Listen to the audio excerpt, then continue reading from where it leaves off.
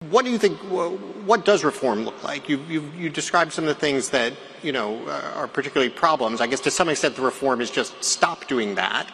But what do you aspire to for our higher education system?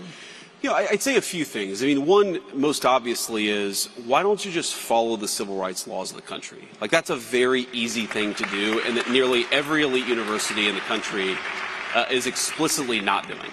Okay, so that's one thing that they might consider doing. I think the second thing is they've got to be willing, and I have a friend of mine who's a geneticist, very bright, very bright young scientist.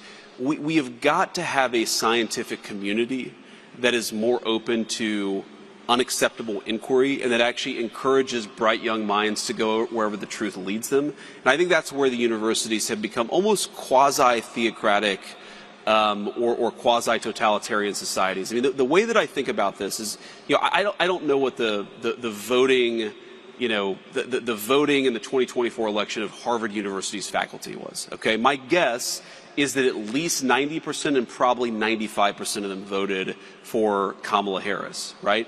Very brilliant Kamala Harris, of course. But, if you ask yourself a foreign election, a foreign country's election, and you say 80% of the people voted for one candidate, you would say, oh, that's kind of weird, right? That's like not a super healthy democracy.